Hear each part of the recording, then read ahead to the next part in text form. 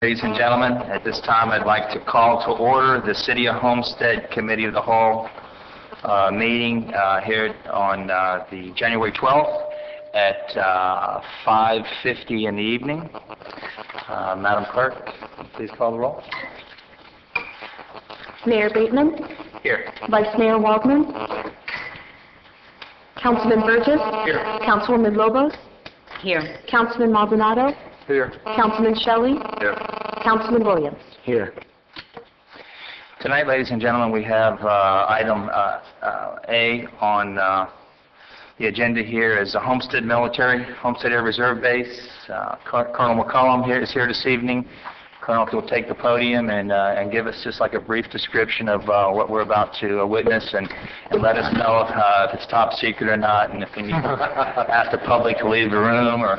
No, we'll let them stay. Okay, thank you, sir. Well, good evening, everyone, Mayor, Vice Mayor, and Council, and the citizens of Homestead. My name is Colonel Mike McCulley. I'm the Mission Support Group Commander with the 42nd Fighter Wing here at Homestead Air Reserve Base. And we are here tonight, and I have a group that I'll introduce as I go through this introduction. A group to bring information concerning our current relationship with the city, concerning protection of the public, and the current operations with Homestead Air Reserve Base, meaning flight operations, over our current accident potential zones located at each end of our runway.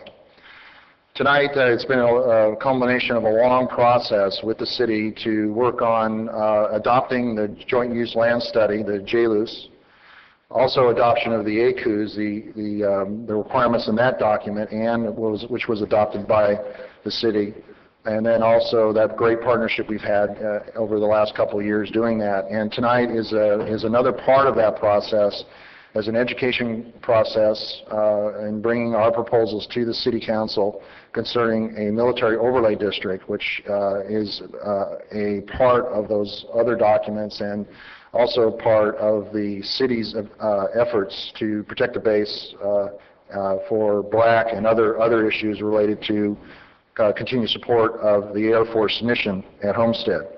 First of all, I'd like to introduce Mr. Phil Huber.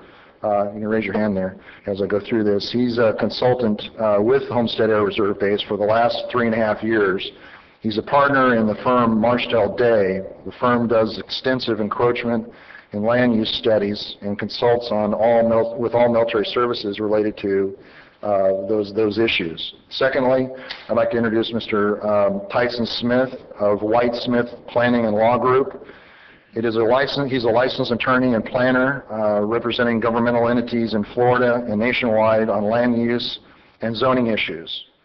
Mr. Smith began his planning career in 1991 with Monroe County Planning Department and now runs his own national practice out of Charleston, South Carolina.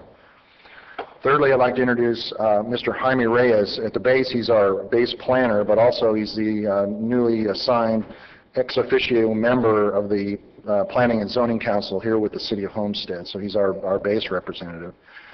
And Major Richard Ropak is the newly appointed Mission Support Group trainee, and also he's the Deputy Support Group commander with me, and he's kind of one of my two individuals that work in my office to help with running the base.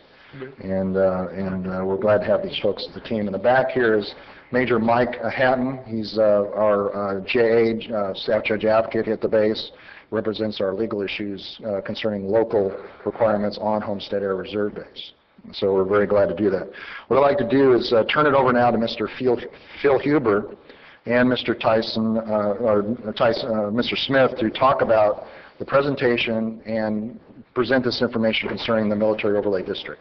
And Colonel, before we move on, some of the acronyms, some of the public may not be aware of. Just the only one that you used I see so far is BRAC, Base Realignment Closure Committee. Commission, right. Commission. So some of those acronyms that you use, maybe just give us what they stand for. Oh, sure. And our briefing has a lot of those you'll see a lot of parentheses in there, so thank you. Sure, that'll help. And welcome, all of you. Okay. Phil?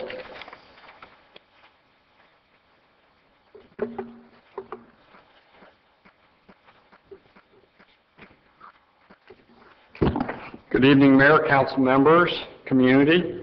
My name is Phil Huber, and I'm going to do the first portion of this presentation, which is the background to the overlay district. Then I'll be followed by Tyson Smith, who will speak to the details of the proposed overlay district.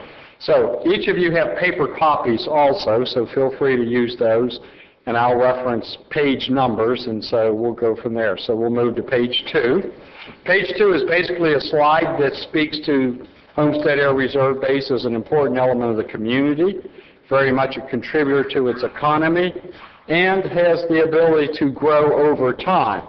One of the elements that the military departments always look for is how well is that base protected, how much encroachment does it have, how many opportunities do we have to realign missions and what have you. Very important element for the Air Force in looking at anything that's done. Next page now speaks to the beginning of this process that Colonel McCauley talked about, and that is the ACU studies that have been done at Homestead Air Reserve Base. These are DoD studies that primarily look at an installation, its operations, and assess and identify those issues associated with safety, with noise, and with interference of flight. And so I won't speak to all the points on the slides, but that document, that study, then helps support these items. On the next 3 slides, what I'd like to emphasize is the safety component. And so if we go to the next slide, what you will see is a picture of an accident that happened out at the Marine Corps Air Station in Yuma about 2 years ago.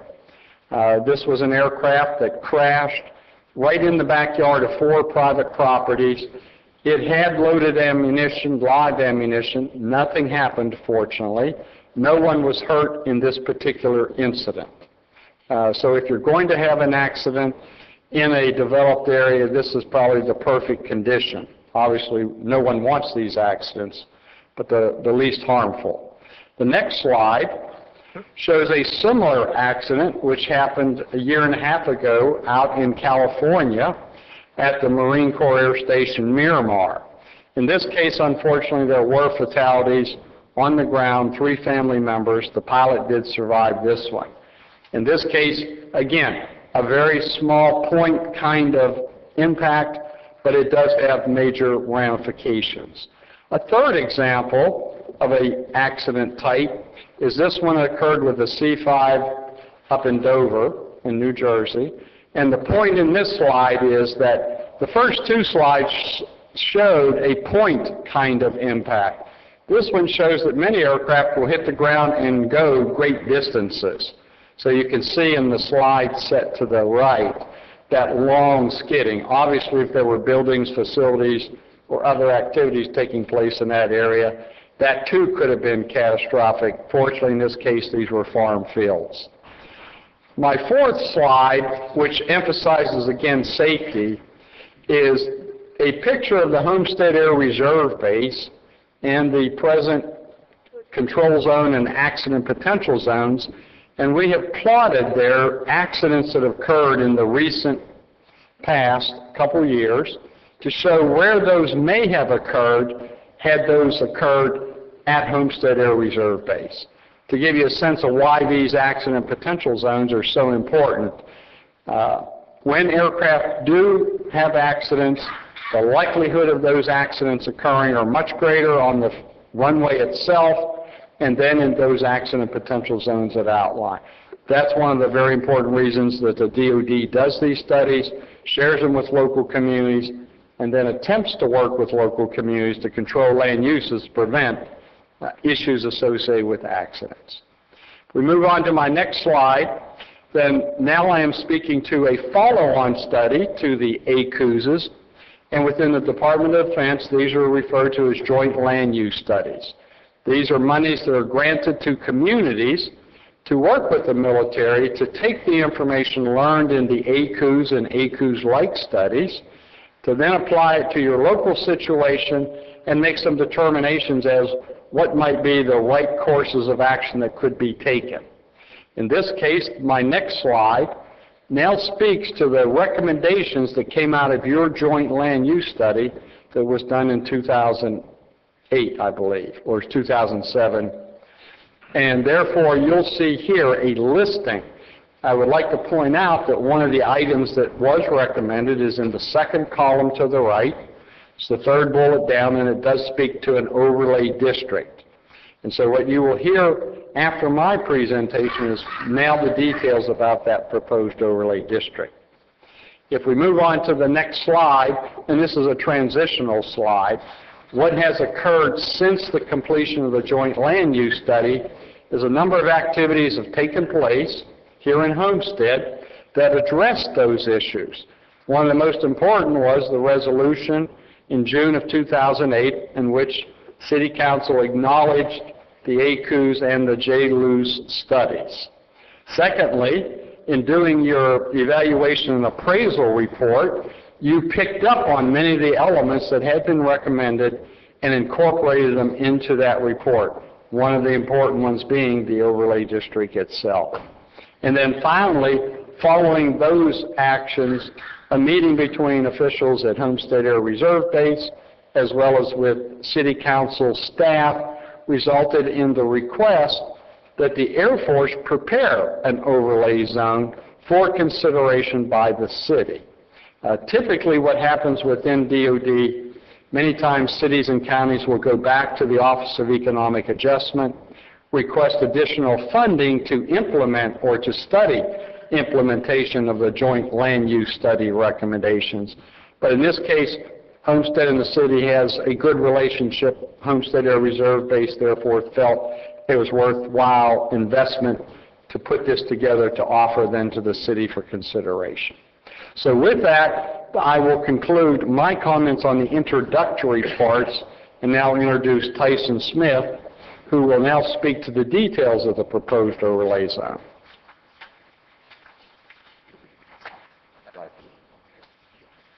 Thank you, Phil. Good evening, Mr. Mayor, council members. I'll try not to go into this in too excruciating level of detail. I know you've got a busy night. What I will try to do, though, is give you an overview of your current ordinance and give you at least an idea of what we've put into place in the proposed overlay ordinance. I've spoken briefly with your staff and with an attorney with the city attorney's legal firm, James White. They're reviewing the draft ordinance that we put into place, and the anticipation is at this point we would get comments back from them, finalize the draft, and then take it through the P&Z and back eventually to the City Council. And I'll talk about those next steps as I wrap up. Your current ordinance was adopted in 1991. There haven't been any updates since that time. There are 13 noise zones. You'll see when I get to the details of the new ordinance, there are only 2 now under the current ACUS study. And by the way, the ACUS study is the study that lays out specifically what the noise contours are under the current base operations, what the current accident potential zones are. So we're really working off of that document as a technical document as to where the safety and quality of life issues fall. There's a significant clear zone that resulted from the 2007 ACUS study. It's called the explosive clear zone that's not addressed in your current ordinance. So right now we've got an ordinance that's, 19 years old and somewhat out of date. The noise zones in that ordinance, for example, the current ordinance are based on projected noise patterns up to 1995. So part of what we've done here is simply updated the current situation that you're looking at the base. In addition to these types of changes that have happened from a technical point of view, there were significant legislative changes from the legislature in 2004 that required further interaction and comprehensive planning coordination with the base. So what's the purpose of this ordinance? It's sort of twofold here, this first bullet point. As I said, to update the safety standards that have been in terms of the findings that were made in the current ACUS study, but also we recognize the economic and planning objectives of the city itself. I would expect that when I sit down with your staff or with James, that one of the things we'll be talking about is, well, this is something that's important to the city. These are changes we'd like to see. So the ordinance we've given you as a draft is not by any means how it has to be. It's the context for our ongoing discussions. The military overlay zone itself, and this can get a bit confusing, so I want to try to explain it. If you're looking at the ordinance, you may keep these notes beside you, so it sort of provides a framework. But the military overlay zone itself is comprised of the noise zones and the accident potential zones. And that's this map. So you may see this configuration often, and that's what you're looking at. If we break down that overlay zone to the accident potential zones, that's what it looks like. So that's that long extension there. It's a 3,000-foot width band that extends out from the end of the runway that goes into the city. That's the area within which we regulate certain types of land use that involve basically related to the concentration of people. Clearly, if there's an accident, what we want to have is not many people in the area. And that's where our land uses are controlled. The land uses in terms of what can I do on my property, that's the question you and your staff are going to get by those who are affected by this, of course, are laid out in Appendix F in a chart format. And that is truly an overlay. So the underlying zoning that applies in those areas still applies. What this chart says is, based on the ACUs and this ordinance, these uses would be allowed, they would be prohibited, or they would be conditionally allowed. And you're familiar with this type of framework. It's traditional zoning framework. But this is an overlay to the zoning. Just bear that in mind. So I've put here briefly a residential portion of that chart, and then on the next slide, a non-residential portion of that chart. Take a look at that, but I wanted to give you that context. It's Appendix F. And then finally, some miscellaneous types of requirements. There would be a navigation easement required for any residential development that occurs in the overlay zone, exterior lighting standards that would apply, things you would expect, population concentrations limited in APZ 1 and APZ 2 to 25 or 50 people per acre, respectively. This is an illustration of the noise zones. I've tried to sort of break out the portion that's really affected to the right there. You've got 70 decibel and 65 decibel noise zones. So there again, as you expect, land uses nearer to the base are going to be more highly impacted by those further away. Those are reflected in the overlay zone. The current ordinance updates according to the 1995 study or 1995 report that the military has adopted in terms of how we measure noise level reduction, in terms of building standards and how to measure. Let me back up here. Nonconformity is always an interesting issue. The way it's currently drafted now, you've got in your zoning code already a nonconforming section that applies to all your land use categories. There's another one in this ordinance. The draft doesn't require the elimination of any existing nonconformities. In other words, there's no amortization of any existing land uses. That's all something I'll be discussing with your attorney and staff and how you want to handle that. What we do address, though, when nonconformities are attempted to be expanded or if they're abandoned for a while, how they can and can't come back. Again, all within the traditional zoning framework. And then finally, there's a second overlay area. It's called the heightened hazard zone. And this is a bit more complicated because it's like a bowl. And it's not easily laid down on the ground like most of our overlays are.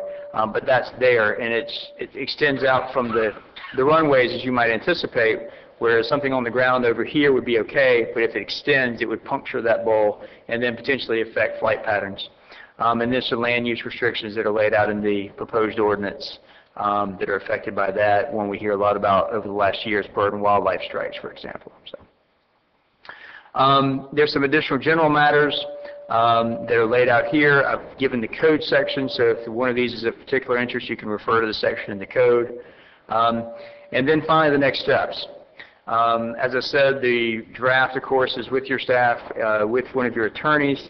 I've touched base with him, and Mr. Mayor, if it's the desire of this council, would follow up with him to see what type of review period he would need.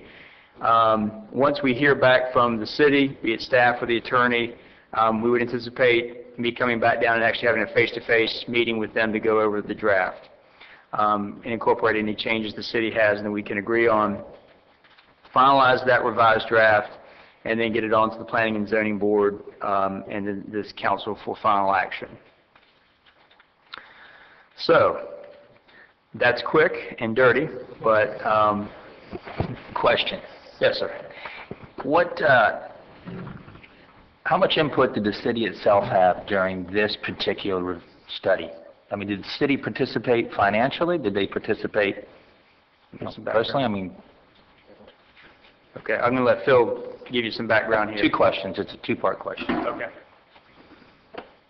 Yes, sir. So when you speak to the word study, do you mean the preparation of the overlay zone or the prior studies that led to the overlay? The overlay.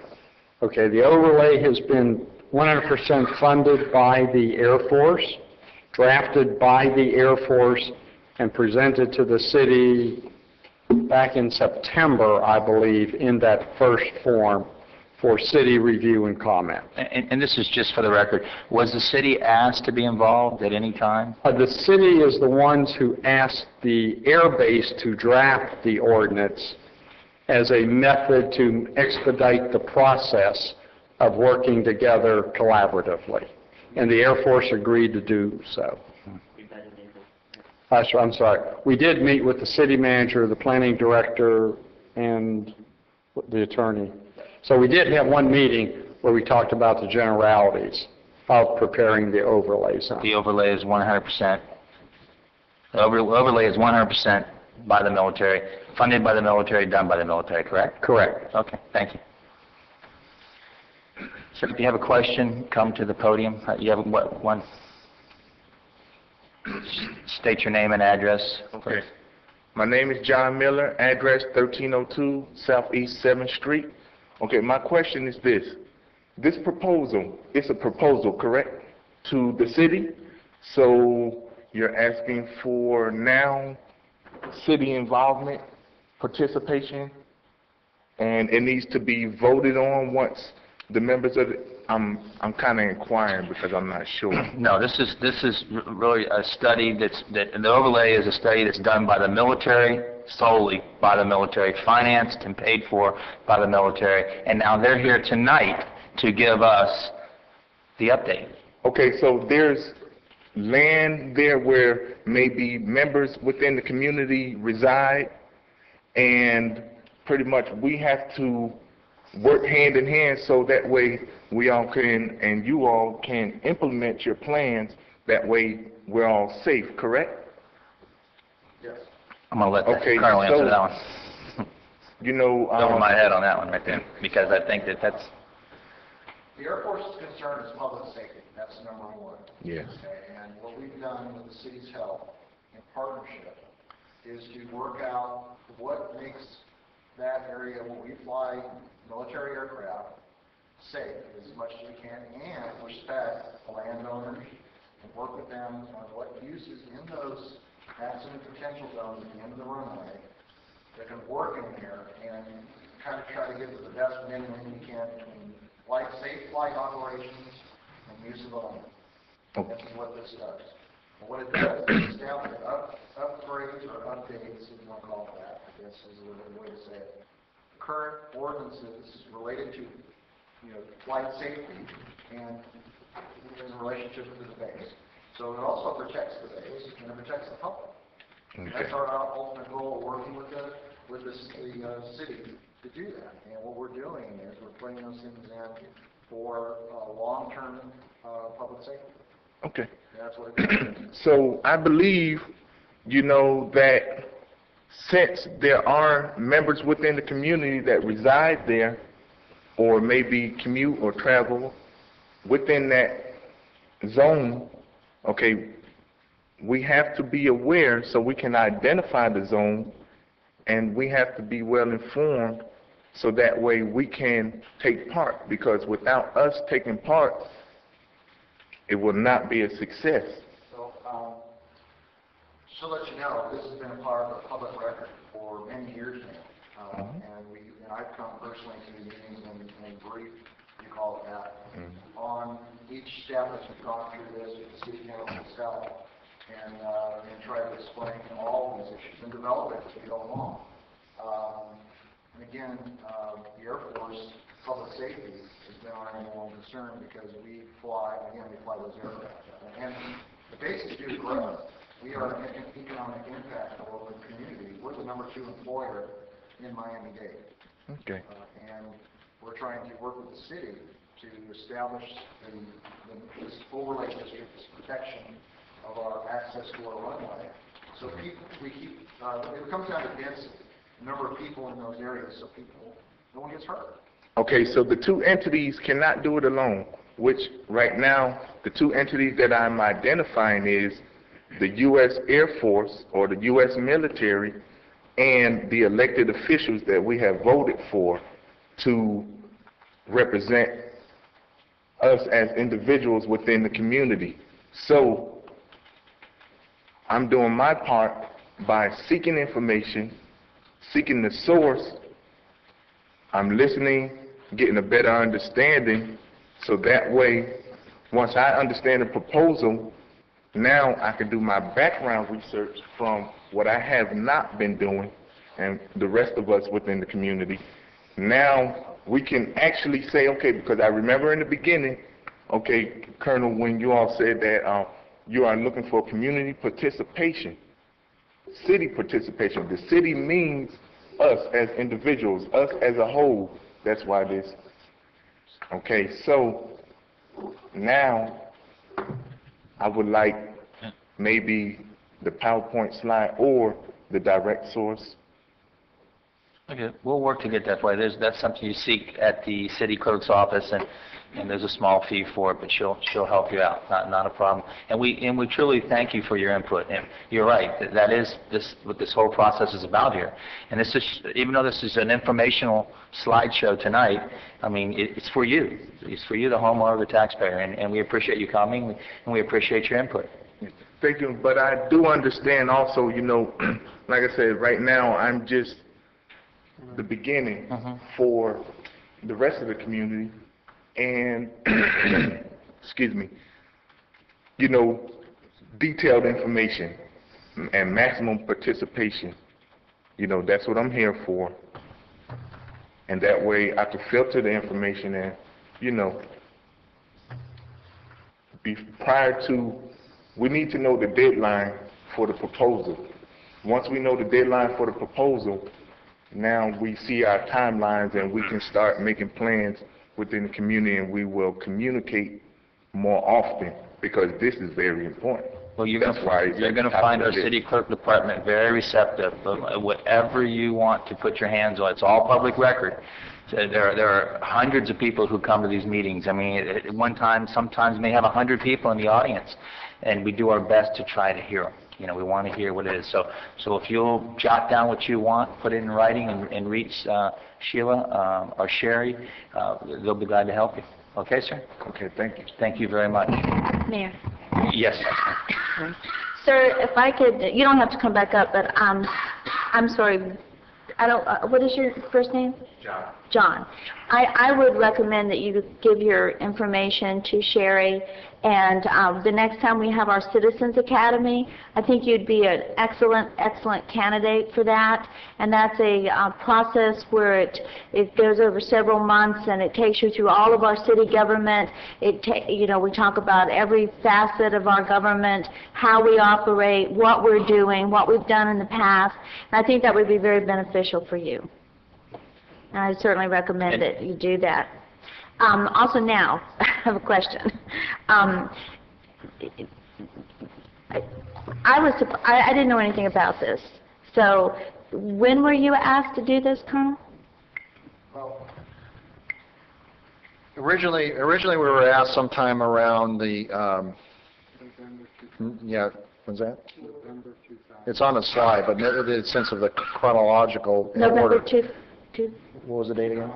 2008. Right. Okay. Yes, part of the year requirements that were established with the city. Okay. Then we met at different times with the city manager at the time and other officials to look at the way ahead. The city came to us and said, listen, we don't really have the expertise to do this with the city.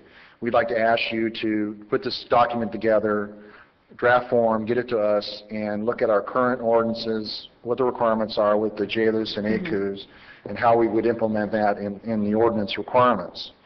So this is what this document does. It takes those documents and brings those up to 21st century, I guess you want to call it. No, I agree with you. And those kind of things, and makes it much more clear on what the requirements are related to the base, related to the land, and the uses that go with those documents that I mentioned earlier. I guess I'm trying to not having the other one to compare to, you know, it's a little difficult, but it will affect our Park of Commerce, correct? I'll let Phil, he's much more knowledgeable. You want to talk, you two want to talk to that real quick? Yeah, okay. Well, he's more knowledgeable on that. Yeah, the APZ2, the very end of that, Runway, the beginning of the runway. here we go. Yeah, the very end of that blue strip there touches a portion of the Park of Commerce.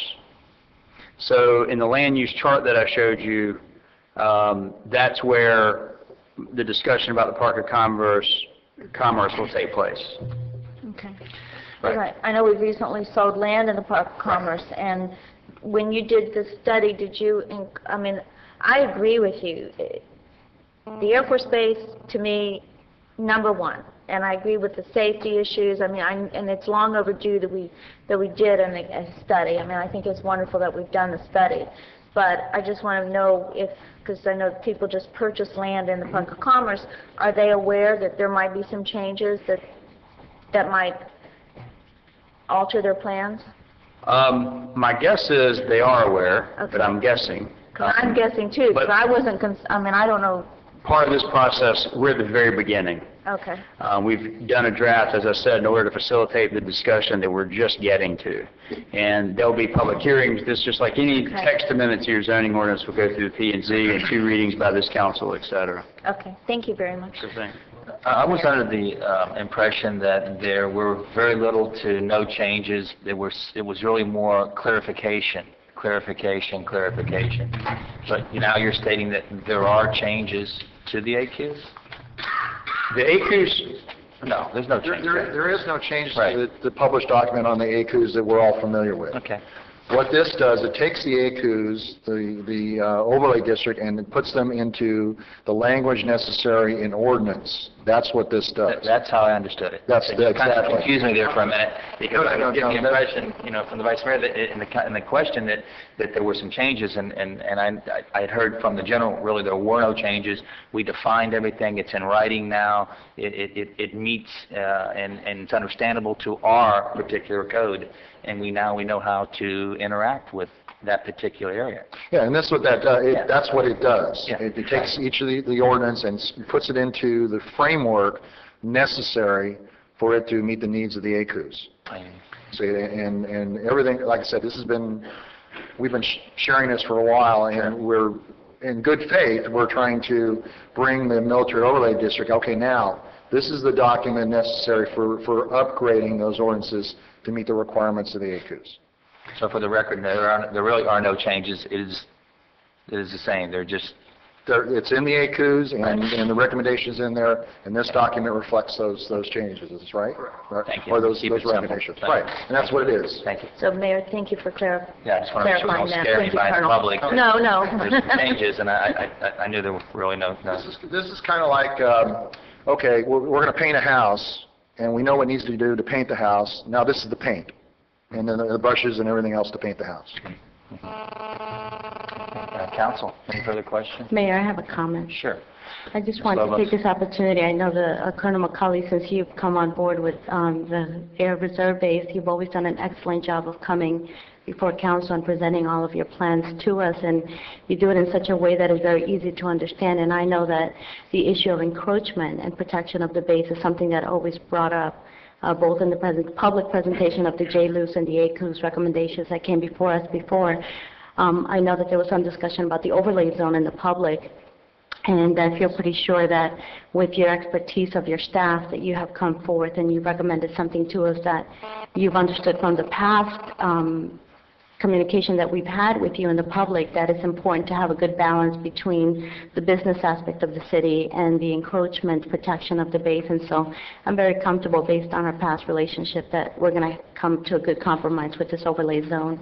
And I look forward to seeing it go through P&Z, so that at the P&Z level we'll have the community involvement and the comment part of it, and then it'll come before council. But thank you for all the I know, it's a lot of work to come before council and present this over and over again. But it's important. It's important for not only council to understand, but also for the community to understand. So thank you, Colonel McCauley. Yes, ma'am. Thank you for that. And just to hold up an example in the Park of Commerce, we had worked with Eastgate Commerce Park, which is in that area that was sold by the city, and worked out the requirements of density, intensity of people, and usage, and came down to a win-win that we the base, are holding up as a perfect example of usage that worked out very, very well. And I think the developers were very pleased. We looked at what they could do in that area, and we did it smart. And we're trying to do that with all landowners as best we can, and work those issues out. And the military overlay district will just put the paint on the house, so to speak. Okay? Yes, sir. Thank you very much. And I want to say ditto. The Air Base has been, part of our family, and we met with, delegation on Friday night that had the opportunity from Washington that came down, had the opportunity to do a tour of the base, and they couldn't say enough good things about your operation, and we couldn't say enough good things about you, all of you, as a family, and how easy it's been to work with you as a neighbor. Well, I appreciate that, and same here. Please let us know if you need any clarification of information as we go through this process. My staff and I will be happy to do that, and also as we go through other events and that kind of thing. And if I get a minute, I'll plug next year's air show. There you go. Please, go ahead. Okay. Floor's yours. So let the public know, we did receive word just recently. We have an air show coming November 6th and 7th, 2010. The Navy Blue Angels is going to be our lead act. So we're very excited about the Navy Blue Angels coming. And we're already working on what we're going to bring to the table in the sense of the flying. To use the statistics we had this last year, our first air show in 17 years, we had over 200,000 people come to the air show. We had 6 hours of flying, and it was no accidents, and everyone who came had a wonderful time. Please put that on your calendar, the 6th and 7th of November 2010, and we look forward to seeing you out there. And unless there's any other questions that we can answer out there with the public or with the council. I think that's something that we can start advertising right now on our TV station as well, is that it's coming back. I'm asked every week, is the air show coming back? So we'll let them know. Okay, well, Thank that. Any other questions? Okay. Yes. Any other questions of council first? Any other questions? I just have a quick question. What's the time frame for us getting a draft? I don't know if this goes to the city side or to the base, but what's the time frame, do we know, to actually having an ordinance in front of us to look at and see what the details are? We're currently reviewing the ordinance. We'll submit the comments, and depending on how fast we need to move on this, you can see it. Well, hopefully, if we have it will have to go through the PNC first. Right. Then first reading and second reading with council. So assuming that we have a PNC board in place by next month, it could be as early as next month, and then by March we should be adopting it. Yeah, my staff is been working with the acting city manager. I was trying to get this title right. That's okay. And we stand ready to help him clarify anything, and we again in preliminary talks, we think it's well on its way to be completed. And again, any impact or issues that come up, of course, we'll address them. But the next step is the P&Z, and we'd like to, of course, we put a lot of effort into this. We'd like to see it move along, I guess is the word for it. And again, everyone here has my phone number, I believe, so give us a call, and we'll come running, my staff and I. So anything we can do to get it going, it'd be great. So thank you, and thank you once again for your presentation. Any further questions from council? Questions from the audience? Yes, sir. One more question you have there? Go, John. Okay, John from 1302 Southeast 7th Street. Okay, this question is also kind of recommending a strategy, something that we need to look at. Okay, although Florida is unique, is there an area that almost identical that meets the standards of the landing zone overlay already. So that way, that now we have somewhere to go off of. If we can identify an area that's almost similar to this location right here in Homestead. Colonel?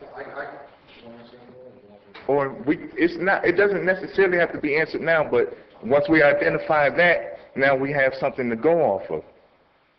Yes, sir, I understand. Colonel Cullen? Okay, John, to answer if I can call you John, the joint use land study, the other documents and studies that have been done are nationwide. They do it with the Navy, the Air Force, of course, the services that fly aircraft on a constant basis. So we have years and years worth of history and information used to put these documents together. What we're doing is we're taking that information from all those places, Oceania and different places around the country, using that information. And that's what Phil does on a constant basis as a consultant, brings that information, and we establish that information here at Homestead. So the stuff we're doing has been tested, and it's been looked at, and we're implementing now with the city and trying to make our base reflective of many of the areas that are already established in the United States. Now, does that answer your question? Well, it's the same idea. We just need to identify if there's a location like the one in California. It looks totally different from the one. We have open land here in Homestead. I'm not aware of the homes if they're in place. However, we can also start by the distance that a home or business needs to be away from the landing strip, and then we can grow. And that's what this all. That's what this does. That's what this does. We're good. I mean, it's a good plan. It's been well thought out.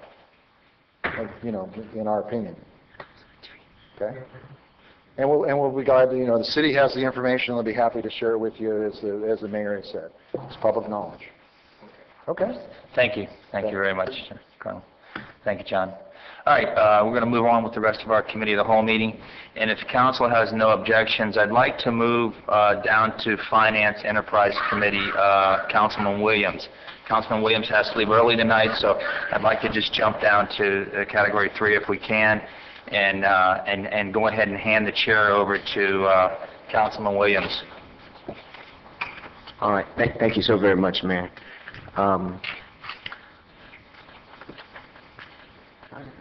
I guess, are we all ready? Sure. All right. Mayor, I'd like to, on tab 5,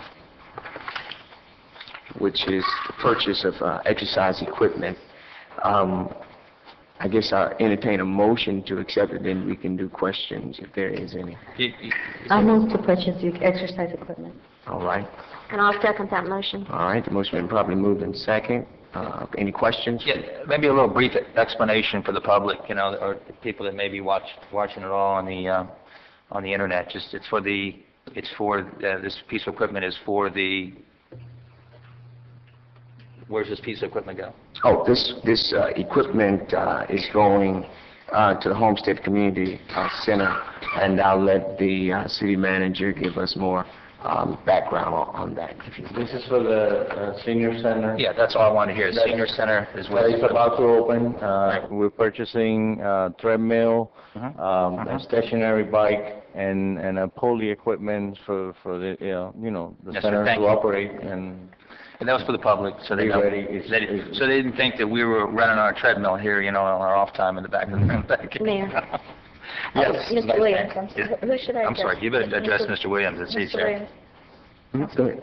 I just want to say that this is something that's been in the works for a long time. It's a grant that we had certain requirements that we had to meet. I believe there's 2 or 3 treadmills. Is there 3, Robert? Or 2? 3 treadmills, a bicycle, a pulley system. No, thank you for putting it up there. There you can see there's a multi-gym, and then there's barbells, and I believe there's an elliptical machine as well. And when you tour the community center, you'll see that all these things will be placed in an exercise room, and that room will also facilitate hopefully some yoga classes and some aerobic classes. And it's not just a senior center anymore, it's a community center. So we'll have exercises geared towards all age groups. And so that's what this money, and this money is grant money. So thank you very much. Councilman Williams? Yes, go ahead. I just had not really a question specific. You know, I have a question that'll probably run throughout the meeting tonight, but that is whether or not this has been budgeted or not. And Councilman Wall or Vice Mayor Waldman indicated where the money came from. So just going forward, I'll probably ask the question tonight, but in our staff reports, I'd like it to state whether it's been budgeted, where the money's coming from, is this a new item? Because it doesn't necessarily state it in a lot of, from what I could see, maybe I missed it. If some of these items have been budgeted. Some of them it does, but a lot like this one doesn't say it's been budgeted or where the money's coming from. It's on the bottom of Is it? of your That's memorandum. the account Yes, number. It says the account information. Okay. So that budgetary impact, and that means if it says expenditure and then the available balance, that's saying that this was budgeted going forward. It was either, Okay. in this case, it's a grant, so it's going to be funded by it. But just for not this particular project, but future projects, if you can make it more clear that We this normally was. provide that information at the bottom of Okay. the memorandums. Okay. I'll make sure that I'll bring it up as we go through the explanation, so that Okay. you're... Perfect. That'd be great. Yeah, thank you very much. All right, any more questions from the council? All right, all those in favor? Aye. Next is tab 6, purchase and installation of a 150 kilowatt generator at Harris Field Pavilion. I move to approve the purchase and the installation of the generator. All right. Do I have a second? All right, second by Mr. Burgess. Any questions from council? Mr. Manager? Councilman Williams, members of the City Council, this is a generator that's going to be funded by another grant. It's a disaster relief grant, and it's going to be located or placed on Harris Field, which is one of our pods, points of distribution that we normally use during hurricane season, and to provide that service to our community there. So that's what's being requested. Okay. Any questions from the council? All right. Call for the question. No more? Okay. All those in favor say aye. Aye. All right. Thank you. We'll look at tab number 7.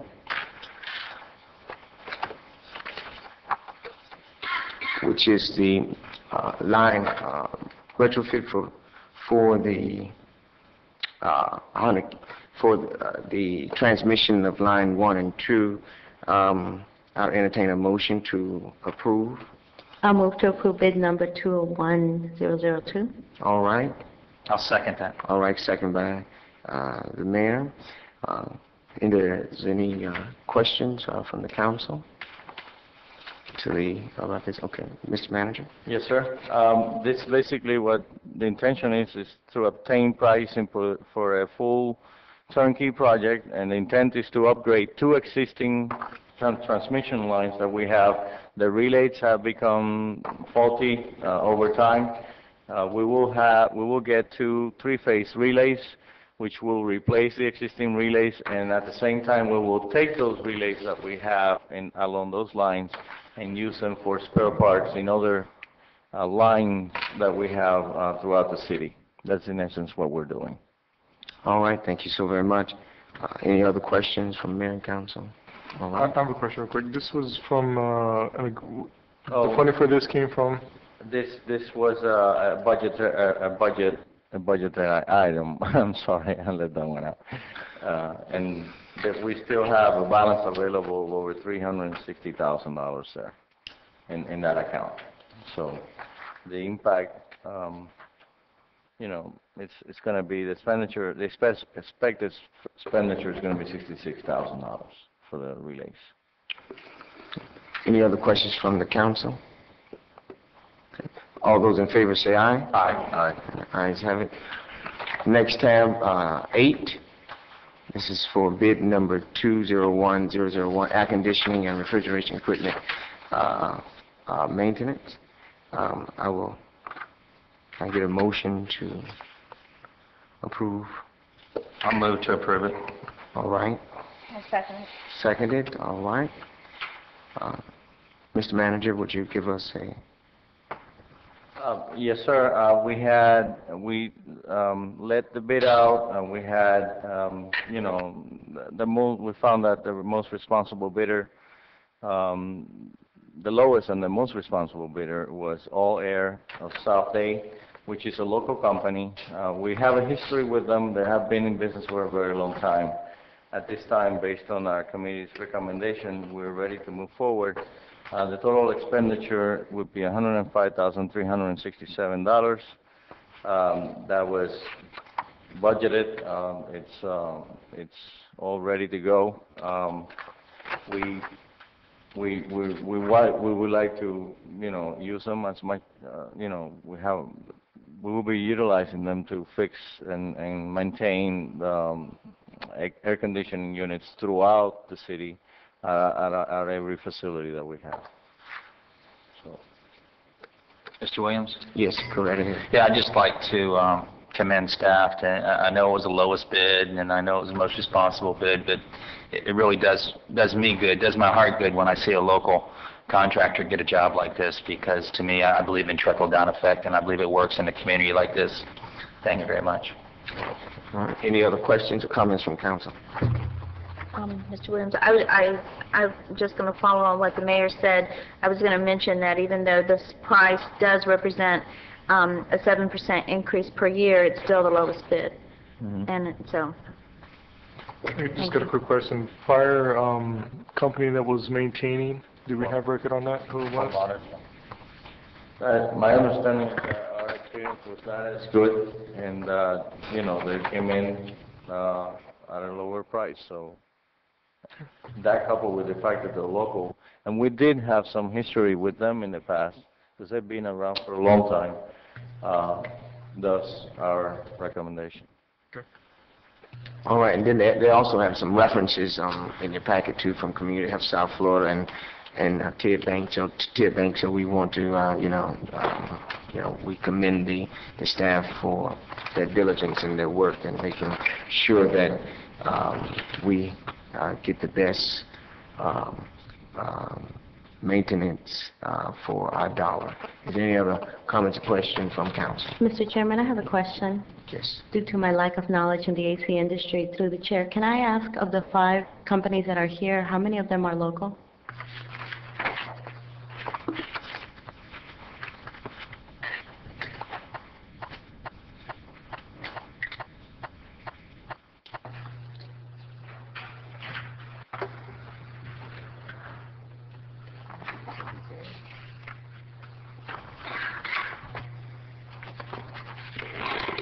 My understanding is that they are the only ones that are local.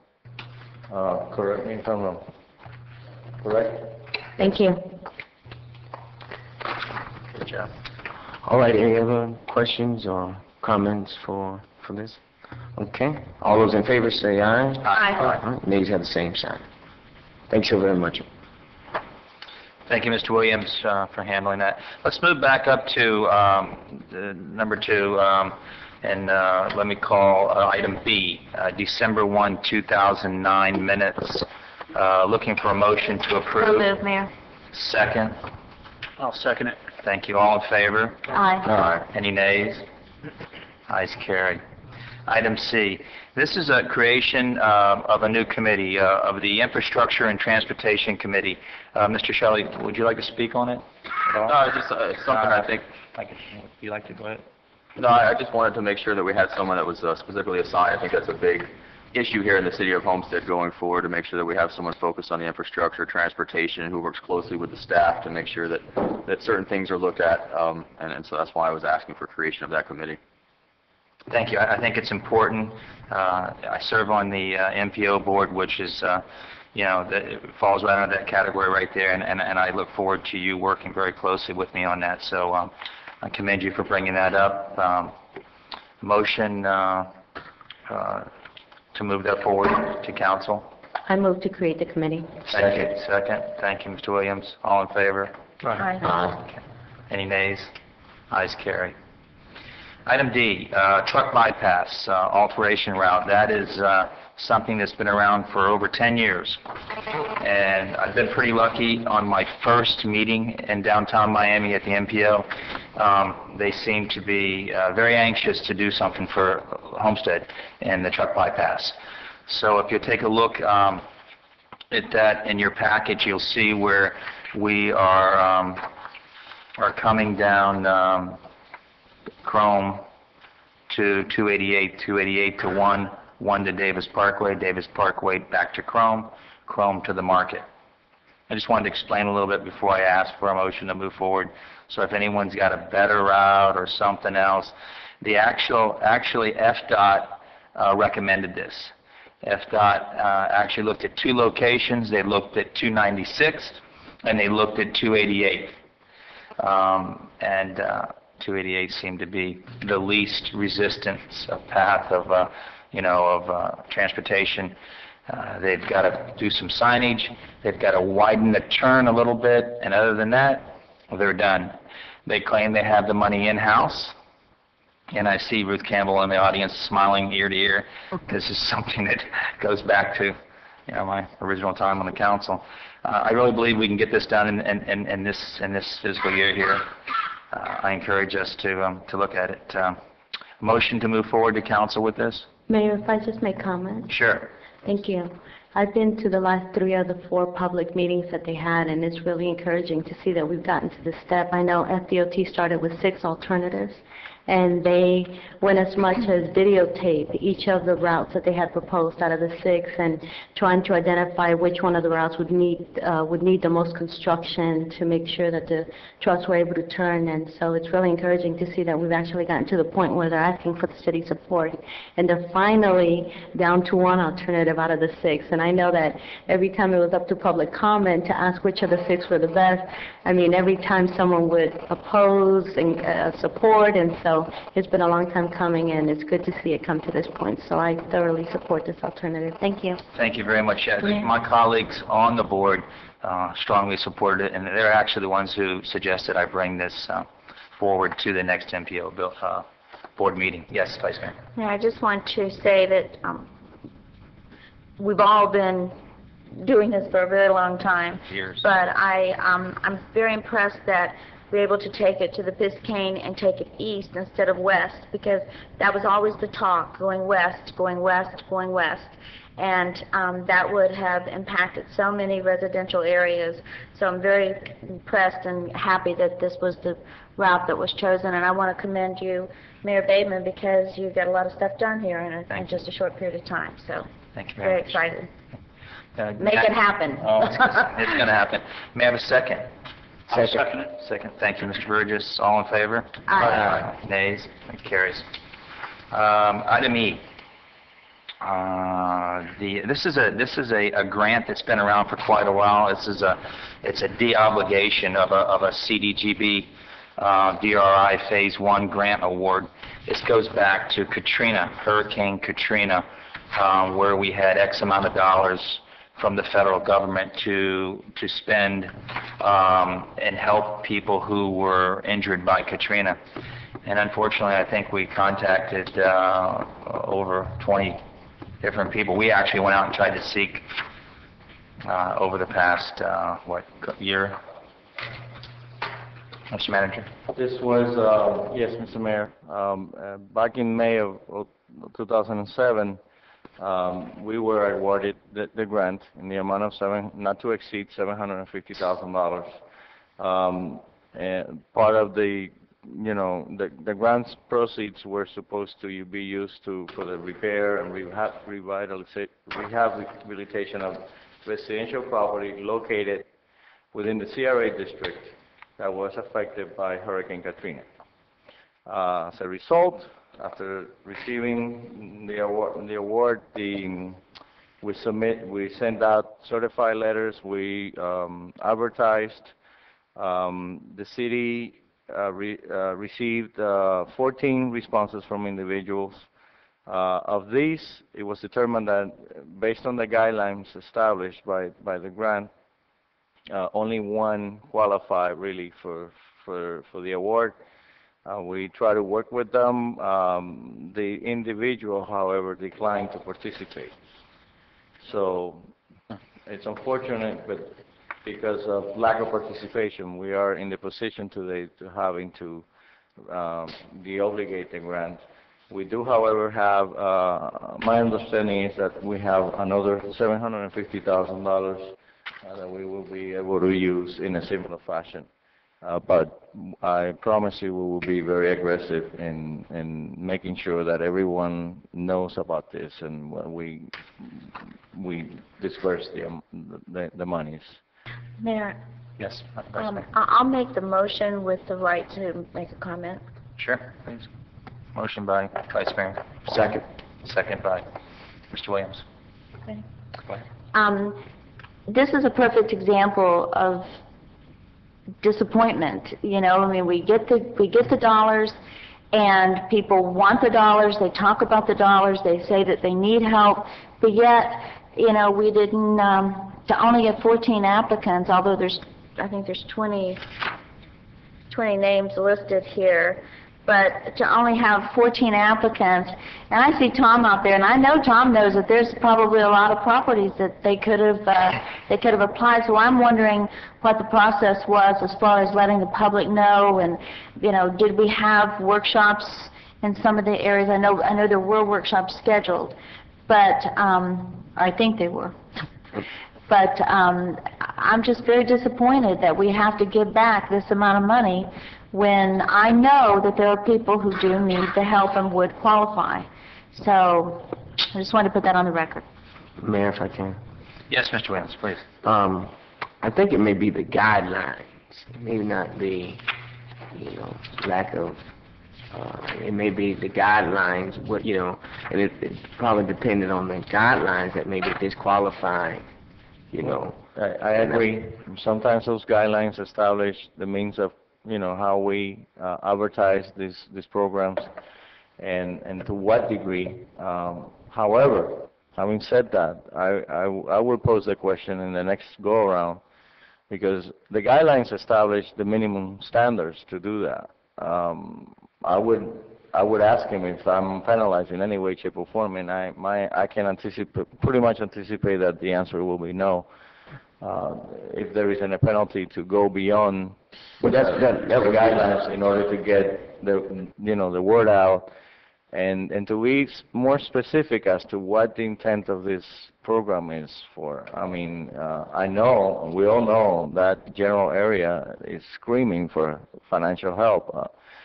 It's just, maybe the fact that it was tied to one hurricane event and the degree to which the ownership was involved. I don't know exactly what the history on this particular number of potential applicants were, but I promise you that in the next go around we will be very aggressive in trying to get people to take advantage of the program. I guess what in my last statement, I guess what my main issue is that these guidelines, are they prescribed by the federal government?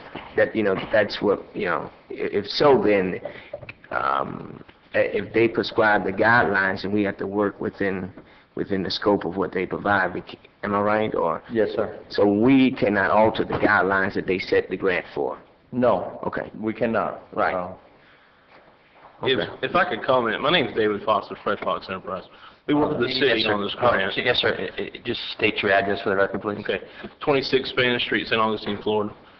The guidelines under this program for round one were the house had to have documented damage from Katrina, meaning it had to have FEMA reports or a insurance report. So the situation you had in this situation was that people did not have document. They didn't call FEMA out, or they didn't have insurance at the time. We couldn't document the damage. You did have 20 applicants in the initial go-around. May I just ask a question? Where did you come from? I mean, I'm here. I'm very happy you're here. It was hired by the city to help us, you know, with the... Oh, very good. We were procured by the city to handle the grant 2.5 years ago. Wow, I'm going, man, this guy is very knowledgeable. Just give you a little backup on the project. When you applied for this grant, we were not on board. We had nothing to do with the application process. You already had your boundaries set when you brought us on board. The neighborhood that was set was already in place. We did not set the boundaries. We did try to come to the city at one point and expand the area, but you were kind of set based on your CRA district to address that area. Any further questions of this gentleman? Mayor, I have a comment. No, not really. I was, My suggestion would be, based on that information, is that in addition to the guidelines, this is a learning step based on that the lack of knowledge from people during the hurricane season. They really need to know that they need to get their information straight as to what kind of documentation they will need if there is a subsequent step, if they need to, you know, address some kind of damage based on a hurricane event, what kind of documentation they need for any of these programs, whether it's insurance or whether it's one of these programs. They need to have some basic information as to what do they need to put away, pictures, before and after, claims that they have made, a number of things, you know, and they need to they need to know that they need to gather all this information so that in the event that these programs become available, they can qualify. Mayor, I have a comment, if I may. Yes, let's go ahead. Thank you. Excuse me. Thank you. I think what the acting city manager described is wishful thinking in a perfect world. I think that anytime you have a grant from the federal government and you know the extensive guidelines that sometimes you bring forth, and I'm looking at the number of applicants here and the number of certified letters that the city sent starting with October 23rd of 2007, November 26th, and what happens is the need is there, and sometimes the federal government guidelines are established to be almost like not practical with what the real world keeping of records is. And you know that the average homeowner, I mean, the amount of records that were required. So I think that some of it is a better structure on our part, but I think most of it is that the guidelines are so extensive that sometimes it's so burdensome to the point where the actual homeowner says, you know what, this is not worth it. Even though I do have repairs that are legitimate from Hurricane Wilma, I just don't have the time to be burdened with the extensive amount of records that is required to get this little amount of help. I wish it was different. But in order to protect against fraud, unfortunately, sometimes the guidelines are overextensive because of that. Well, I have to concur. There's $2.8 million right now that I've sat on a board and listened until I'm knocking my head against the wall. $2.8 million for forfeiture and rehab of forfeiture, and we have one applicant. Is it NSP? Very tough, sir. Hang around. I want your card. Yes, Ms. Wallman. Sorry, I had to step out for just a minute. But again, you know, this all goes back to education and communication. You know, certainly Hurricane Wilma is not going to be our last hurricane, unfortunately. And so if we can start drilling into every homeowner, you know, these are the things we need for you to have on hand. You know, take your pictures, do this, do that, put them in a safe space, you know, have your documents, you know, just guidelines, and you know, educational workshops for disaster. And I think that, you know, perhaps it might be something that Captain Bowe, you know, with, you know, his involvement with the emergency services, I think that that might be something that we should look into, you know, so that people would know what they need to have and maybe not always be prepared, but at least have some general knowledge. I had a question. Yes, Mr. Mullen. In reference to, my question is reference to, was this just a grant focusing on a certain, I heard CRA, or he mentioned about CRA, was it just within a certain community they were able to apply to that, so it was a CRA community? It was, okay. Yeah, it was designated for the Southwest neighborhood. Okay. That's it. And just for a comment, in future storms, if people that don't have insurance would contact FEMA and document a FEMA report, they can get federal assistance. Without that, you can't document your damage. Now, would they have had to get that document during that hurricane, or could they have gone after the fact and shown pictures and called HUD out there? They need to contact them FEMA. within pretty soon after the hurricane, within a week. Oh, see, that's another whole picture there. Yeah. Okay. Yes, sir. I do have a question, because I know that after hurricane events, we do inspections. We have a team that goes out and evaluates the damage. And part of that evaluation is documenting with pictures, and there's FEMA forms that we fill out. In the instances that I know our building official and the building department was involved in those, in that work, maybe that is something that we can use to help these people in the future fill out the information, because these are FEMA forms that we use, and we actually submit to the federal government to get reimbursed in many instances. So is that an avenue as an alternative? I mean, versus not having any documentation, we are actually going out there, and we have subdivided the city, and teams are sent out, and pictures are taken, and we evaluate physical damage. Under this program, you had to have address-specific houses.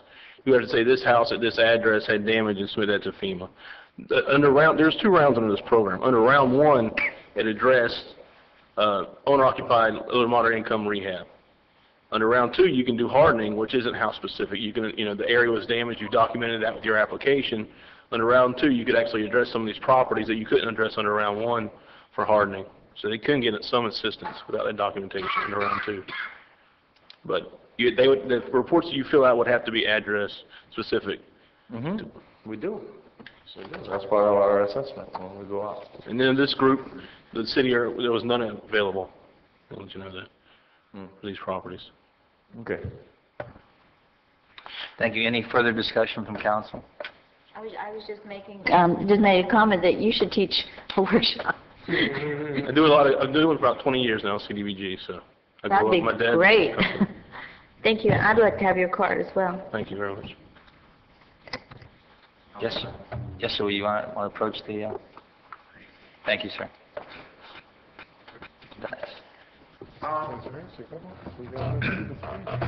It's John again. Yes, sir. All right. Again, state your name and your address for the record. Address 1302 Southeast 7th Street. Thank you. Okay,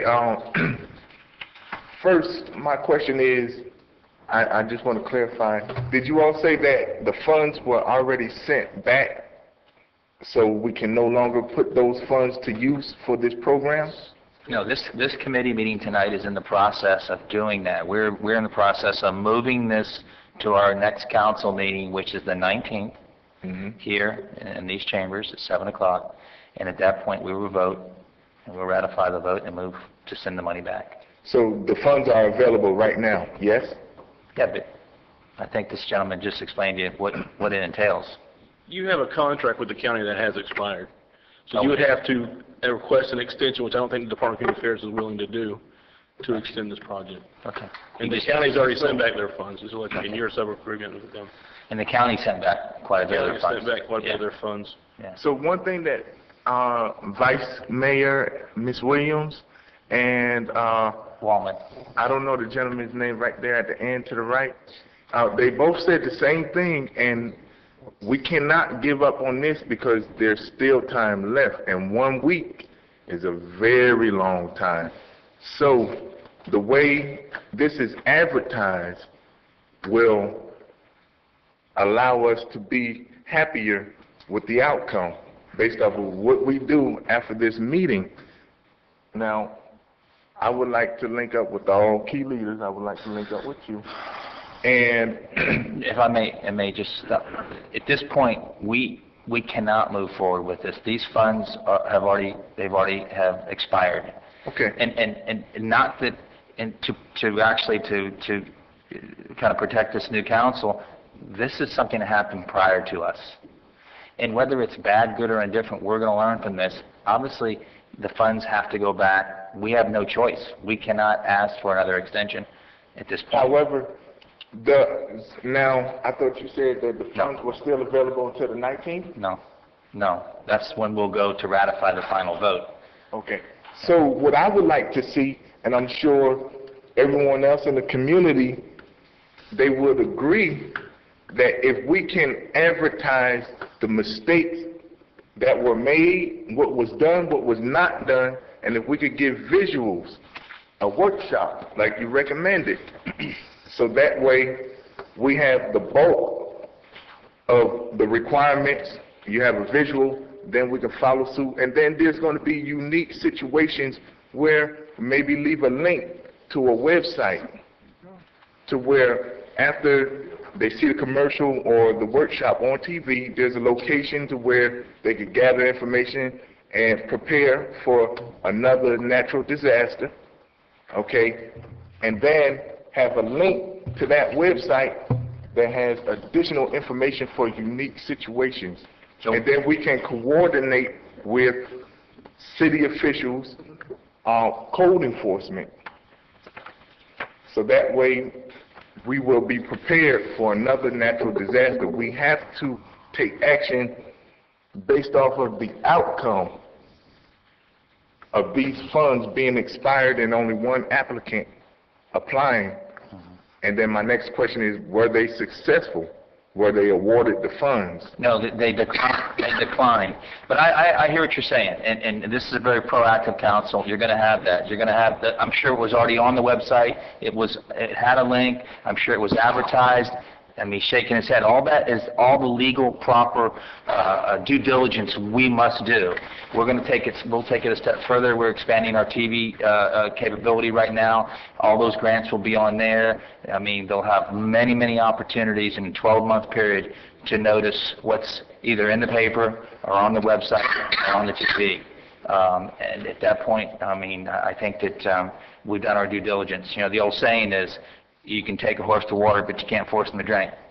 So, I mean, there was a year to get these out, and I think staff did, you know, a pretty good job of reaching out to people. This kind of lack of information and follow-ups on our part, we know something's wrong, we can receive assistance. However, Mayor, if you identify right now the link, the website, to receive and identify the grants and funds available and the requirements needed to receive this. Well, when you talk to Sheila tomorrow, she's going to tell you exactly where that's at. I assure you, or maybe even tonight, that there is an area on our website that you can go to. And what is the website? It's cityhomestead.com. Okay. Yes. Okay. Mr. Mayor? Yes. Just, I don't know, unless there's been an extension, this contract expired June 30th, 2008. Wow. Anyway, so I hear you loud and clear.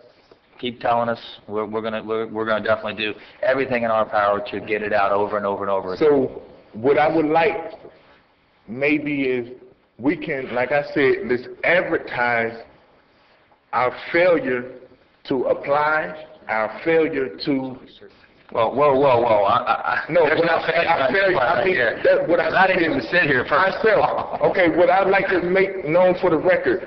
Okay, for 2009, I've decided to actually take action and, you know, be involved within community activities and community awareness. So that's why I'm here today. So there is lack of action on my part. However, okay, I can't tell 63 to 70,000 people right here in Homestead, okay, here's where we messed up. However, once we have a visual, once we advertise our mistake, we can have a clearer understanding of what's going on. Well, because forms, we have to have it, you know, internet-based, on the television. John, I hear you loud and clear. You made a very good point. we're going to move on at this point. I hear you loud and clear. We have other grants right now that I'll make you aware of after this meeting that you can stay on top of me for the next 2 years that I'm here, or the next year that I know the grant is available. And that's the one I just mentioned, the $2.8 million on the forfeiture homes and rehabilitation of forfeiture homes. So that's something we're going to work very diligently, even though, as Ms. Lobo said earlier, it is very, very difficult to work with some of these grants that the federal government send us. Almost impossible. On that particular grant, $2.8 million, you have to have 1% below HUD on each home that you go bid on. They come and appraise it. It must fall 1% below. And I'll tell you how bad the economy is. It's not that bad, because every one that we bid on so far, and I was in that meeting, we lost to people on the outside, investors, who beat us out of the bid. That's how aggressive the outside market is right now. So if we bid 100,000, they bid 110,000, and they outbid us. Simple as that. And we couldn't have taken the home anyway because it didn't appraise at 1% below HUD. So there's a lot of little twists that go along with these grants. I hear you. We need to move on in lack of time. Keep coming. Just one more thing is very important. Most of us are not homeowners. Associations own this property, and we try to invest. So we need a category for first-time homeowners, and we need to clearly identify that. And now we can make change, and we can receive something. It's, foreclosed homes, the banks already own those homes. We need money for first-time homeowners. That's what I need also.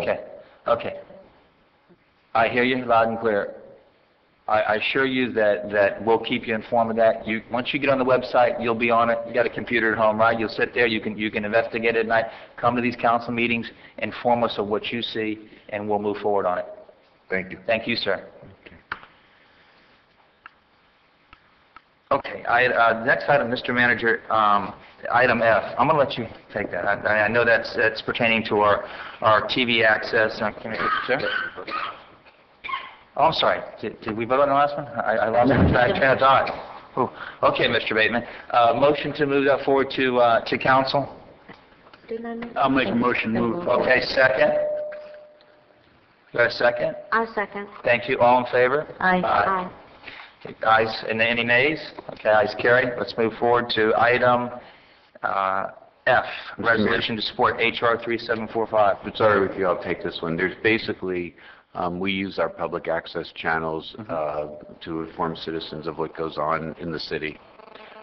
There's some federal legislation that this resolution supports, which ensures that local governments continue to have that access. And that's all it does. It's just a resolution supporting federal legislation. I hear you. Motion to move that forward. Make a motion to move this resolution forward. Motion made by Mr. Burgess, second by Mr. Shelley. In discussion? One quick question. Sure, please. Doesn't really have anything to do with this particular verbiage, but I get so many phone calls from people in Center Gate and North Gate that want to watch the television, the council meetings on television, and we've been promising, and I'd like to get an update on that. It's working well right now. AT&T. No, not AT&T. Well, we've got AT&T over there where most communities are still with Comcast. We're not here. And as far as I know, based on conversations that I've had with people, the negotiations or whatever are moving forward. AT&T has met or encountered some challenges that they weren't expecting with the whole system being put in, and also I know that it is still in the works, so I don't believe that there's a definite due timetable put yet. Yes. But this has been going on, hasn't it, for, since like August or September? Because I know that during the elections I had people calling me, wanting to watch the council meetings, and they couldn't. And this encompasses a lot of properties. It's East Lake, it's North Gate, it's Center Gate. It has been going on, and some homes were put online as early as August or September, I believe. I believe that there's not legislation right now that requires a cable company to donate that channel. So from what I understand through through the board or through my contacts over at Keysgate is that they're kind of in negotiations, and the city is in negotiations and trying to move forward, because right now AT&T is not there is no law that says they have to give that channel. And for people that live over there, unfortunately, when the contracts came due, just to give people a brief history, Comcast never responded to a opportunity to continue to provide service out there. So the homeowners association had to move forward with somebody that would give a contract and provide service. So that's why things are switching to AT&T. And I understand, and thank you so much for that explanation, but unfortunately I think a lot of people were told, you know, at their individual homeowner meetings that that would happen. So I know we've been talking about it on the dais here for some time. As far as I know, that the wheels are still turning. As we all know, sitting up here, wheels don't turn as fast as we'd like to sometimes, but the wheels are turning, and it is in the process of moving forward from what I've been told. Thank you, Mayor. Any further questions? We have a motion? We have a motion? Yeah, we have a motion. Second, okay. All in favor? Aye. Okay, at this point, I'd like to move down to Park and Recs and turn the chair over to the Vice Mayor. Thank you, Mayor. The first item is tab 9, and the subject is bid number 200801. It's the landscape maintenance, and it's the extension for that contract. I would like to ask the acting city manager to speak on this. Yes, Madam Vice Mayor, Mr. Mayor, members of the City Council, it is our recommendation at this time that we move forward with the extension. This contract was actually supposed to be extended back in September of 2009. They have been working under the contract, but the contract has expired, but nevertheless under the contract guidelines. I have met with them shortly after you put me in this role as the acting manager in anticipation of the holidays and the level of expectation that you had from them in terms of how you wanted the city to look like, and you know, the planting, not only the planting varieties that they had, but also the maintenance and the level of manicure that you wanted to have out there in terms of, you know, landscaping. And they stepped up. They did some improvements along downtown. My feeling is that they did those initial improvements, but they have gone down a little bit in terms of the aggressiveness, if you will, maintaining the whole city as a whole, you know, the city as a whole. I have found a number of areas that needed special attention. I'm talking to them. They have historically, in other cities, they have stepped up to the plate, because I had them as well in other places. I expect the same here. I guess I'm asking for one more opportunity to bring him up to the next level. If they can, well, I'll come back to you and we'll go out and search for another group, for another outfit. I'm confident that they will do what they did for me before. So I'll ask for a motion. Make a motion with comments, please. A second? Okay. Yes, I'll give you a second. By Mayor Bateman. Mr. Burgess. To the chair.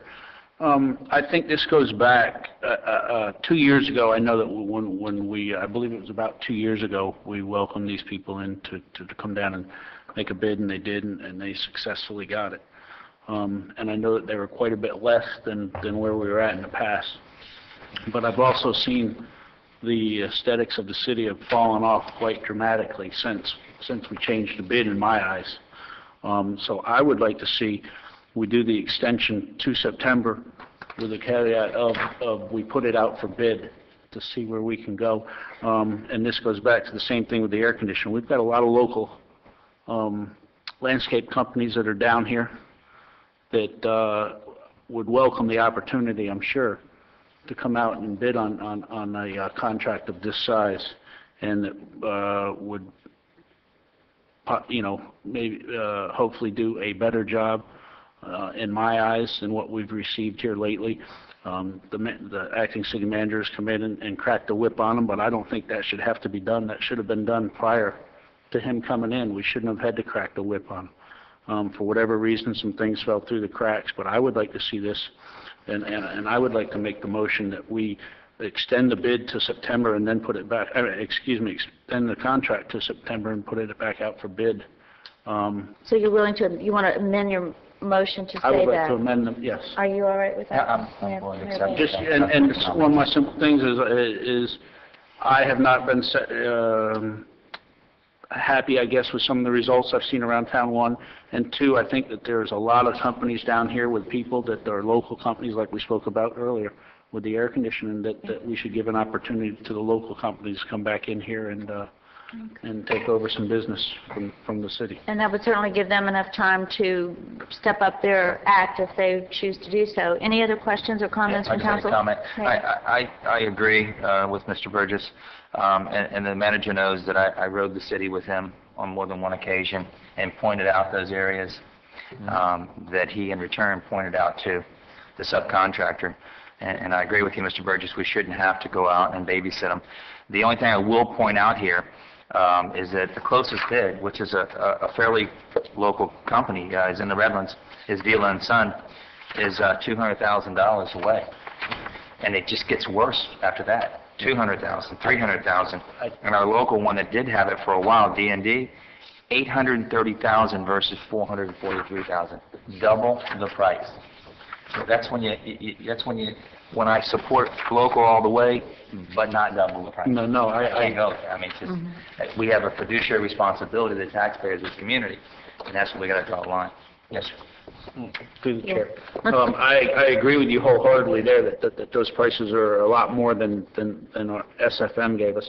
But I think those were back in the days of fat cats and people were living large and moving on. I think we've got a lot of companies down around here now that are hungry for business to get themselves some work and stuff. So I just think there's an opportunity, and I've said this many times on contracts up here, that in today's economic times that the city can make out better and perhaps get a even better contract. So that's my reasoning for putting forward my amendment to the motion. I agree, and if I may just finish up, if that was the case, there's a lot of markup in mowing and trimming, $400,000. But yeah, I agree with you. If we put it back out, if they're not doing a good job, we put it back out for bid in September. Thank you. Vice Mayor, I have a comment. Yes. Thank you. I'm recalling an incident that happened last year where I was getting a lot of phone calls from residents of District 5, and the county, who does Speedway Boulevard, had allowed that whole median, the landscaping there, to reach like above 5 feet, to the point where it was like grossly mismanaged. And I know that we were on the phone, I personally got on the phone with the county to ask why it was allowed to overgrow to that extent. And the county kind of had the same thinking that the city was having at that time, that if we review the contract, that perhaps we could reduce the number of cuttings that we would do in the medians. And apparently it didn't work at the county level, and there has to be some compromise at the city level. So I think that in trying to be fiscally conservative and reducing maybe the amount of money that these bids go out to, you also have to keep in consideration that grass needs to be trimmed on a regular basis. And it's very easily, I mean, you see your own homes, once you skip once or twice, it does look really bad. And I'm just using the county, I'm not trying to demonize them, but what they did and their approach to Speedway Boulevard, and it'll be interesting to see what they do this coming growing year, was just so gross. The way they were allowed to just, that whole medium looked so out of, it just did not do anything to the District 5. So it's the same challenges that the county's having that the city's going to have. Where is the balance between cutting down on the number of trimmings that we do versus the amount of money that goes out to these bids? Thank you, Ms. Douglas. Any other questions or comments? No, Vice Mayor, just echo the same thing. I agree, for the campaigning, that was one of the things that a lot of people wanted us to focus on, and that was giving business to locals if possible. And so I do support, let's put this out to bid. Let's see if a local can come up and match the quality and the price that we currently have. actually hopefully exceed the quality, but match the price. And so I think that's a good idea. I do support extending this through September, then putting it out to bid either before or on so that we don't have that gap and seeing what we can do. Madam Vice Mayor, I'd like to just point out to the council that we do have a 5% local preference written into our purchasing ordinance, so they are given preference if it's a close bid. If I could just make a few comments. I've been working with Robert on the parks, and I think we are following the same county guidelines with our cutting schedule, correct? I think we're on a 21 or 22-day cycle, and we've already talked about that as far as, how we can readjust that. In the wintertime, it's okay, but in the summertime, when the grass grows overnight, you wake up the next morning and it's already overgrown. We really do need to look at that, and we're going to sit down and talk to the acting city manager as well and see if we can't come up, Robert. Yeah, and don't forget that we also took the parks in-house now, since we got that additional Yes. inmate crew. So all the parks now are not covered under that contract. So the parks will be looking a lot nicer now, and Yes. won't fall under that long period of growing spell. So And also we'll be able to maybe utilize them in some other ways as far as the cutting and of the swales and different areas that we need help in. So if we could recap, did you have something to say, Mr. City Attorney? Mr. Vice Mayor? No, I was- He was telling me the 5% preferential treatment. At one time it was 10%. Is that 5% preferential treatment up to what dollar amount? Richard? There's got to be a ceiling on it somewhere, I'll show you. That's on the There should be a council. 5% local preference given to local businesses who are holders of current city local business tax receipt for businesses which are physically located within the city. Said 5% must be asserted by the party seeking it. When the proposal is made, shall be calculated by the purchasing. Shall only be applied when the funds to be used are just city funds. Should not apply when funds used for the purchases are from grants. No. There's no ceiling. 5%, period. Okay, it's going to help locals. And while you're talking about locals, there's several people out there who just think they can come in and bid and they don't understand the vendor process. So if you do know local businesses that might want or have some interest in bidding on some of our contracts, they must comply with our vendor process and become a qualified person to bid. So with all that being said, are we ready to take a vote? One more question, Yes. City Manager. Mr. Manager, now, if the performance is substandard, we don't have to wait till September, do we? If it continues- No, sir, there is a termination clause within the contract that I can exercise. Okay, thank you. If that's the case. No further questions. Okay. Any other questions or comments? One more. Mr. Fitz? So if we were going to put this out to bid, just, we would have to do what, 45 days prior to, just so we don't have a lapse? Well, I will look at the term, the end of the contract and do it strategically so that we don't have. But I think it's like 45 days we have to have in there for the RFP or to take place. Thank you. We will do it. Just in case somebody asks me. Okay. All in favor? Aye. Any opposed? Just for clarification, now, we did vote to have that, to go out for RFP Yes, with your automatically. amendment. Right, okay. After With your September amendment. of this year. Make sure. Thank you. Yes, okay. The next is tab number 10. The subject is the baseball field laser grading. I understand this is something that is just normally done to maintain the fields, but Mr. Acting City Manager, would you like to comment on it? Madam Vice Mayor, members of the City Council, this is a pretty straightforward request. It's the time that we need to grade, this is a machine it's a laser machine that grinds the clay and levels the field. It's long due, and it's for safety of the kids that play in those fields. So Okay. it's a kind of a number. I remember that. I'd like to get a motion and a second, then we'll open it up for Make a motion to questions. laser the, I'll second it. Okay, Mr. Burgess, and then Mr. Maldonado seconded it. Thank you, Ms. Lopez. before I start, just to answer the question, as far as expenditure goes, this was a budgeted item in the general It was fund? in the general fund. Okay, all It was right, anticipated in the budget. yes. Okay, any questions from council? Just, I think it's a comment, and going back and talking with the head of Parks and Rec, I think he told me it's been 5 or 6 years since this has been done. It's been a while. So, and it's a necessary, safety-wise and for the fields to be improved to grade A quality. Thank you, Mr. Burgess. Any other questions or comments from council? Close the comments, and we'll vote. All in favor, please say aye. Aye. Any opposed? Motion carries. Okay, over to tab 11. Excuse me. This is, the subject is additional personnel for Parks and Public Works Department. I think it got a little confusing even for me because we included both Parks and Public Works together, but I'll turn this over to our acting city manager. I'll explain. Vice Mayor, Mr. Mayor, members of the City Council. It is my understanding that as part of the budget process, the Parks Department submitted a series of requests to the manager's office, which is typical in every city, asking for what he expects to be needing during the next fiscal year, in terms of service, what the number of people that he needed, equipment, capital purchases, etc. He made this submittal, and I have a copy here with me. In this submittal, the initial submittal that he placed in the manager's office, there were a number of positions that he asked for. The manager at that time decided not to list those positions specifically, and I'm talking about the administrative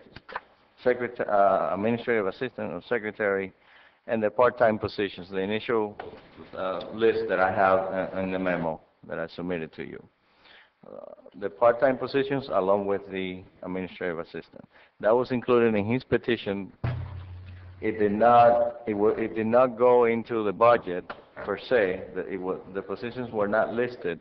However, the manager placed the money, the funding, under a different account, so that in the event that the man was there, we had the funding to fund these new positions. It was placed in it wasn't conventional form, but it was placed on the repairs and maintenance account, the right amount, and therefore, budgetarily speaking, after doing a transfer, we will have funding for these initial positions. There's a total of 8 positions, including the one full-time administrative secretary, which, by the way, I'm talking to the director. Our intention is to have her come in on a part-time basis, and based on the demand, we will kick that up or down. I don't know. We'll see depending on the need. And this is basically to man the community center that's about to open. Now, that covers the first 8 positions that are addressed in my memo. The subsequent 3 and then 1 position, 4 positions are as a result of a need that we have in the Parks Department to address day-to-day emergency type jobs that come up for which I'm calling him constantly. Now, budgetarily speaking, these positions were not budgeted and were not assigned a funding source. We do have an account, and I showed it there on my memo, from which I'm using those funds to fund the positions, and therefore we will have a balanced budget at the end of the day. But no other account. I mean, we'll still have a balance. These positions, at the same time, were part of his initial list that he submitted through the manager. But it was not, at the time, it was not expected that we would need them. So far, what I've seen is that we do need them. The positions consist of the following: it's basically 3 full-time laborers and 1 full-time irrigation tech. What that will do is we'll create an additional team, which we are calling a QRT. QRT team. It's an emergency, when we need something, what is it stand for? Quick response. Quick response. Come on, we just had this conversation. I can get that acronym down. Not to wake up. And we do need them, and this group will take care of the potholes, the weed whacking wherever it's needed, the immediate needs that we have all over the city. And then I'm calling for it. As I drive around, I'm calling Robert constantly to address these things, and that would be a major help. It was initially his petition. It was just didn't make it. He was being physically.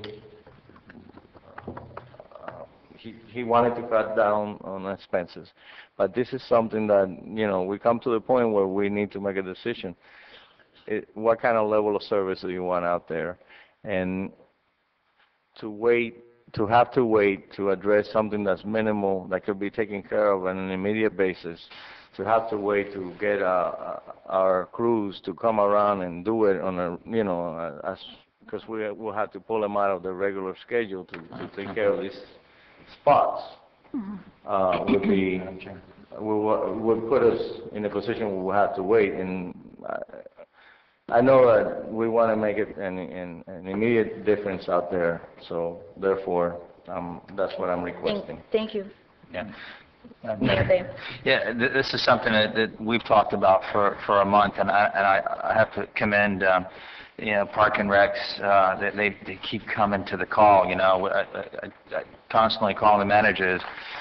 Today I actually held back as a dead dog on the side of the road, and I said, let's see tomorrow morning if it's still there. And it really, it's an A to Z type cleanup. A to Z, whatever's on the road that's in reason. Anything from literally a dozen McDonald bags or 6 or 7 McDonald bags at an intersection to palm fronds, to dead animals, to whatever it takes to make our major thoroughfares in this community look respectful. And this is something that's put a burden, I know, on Robert's daily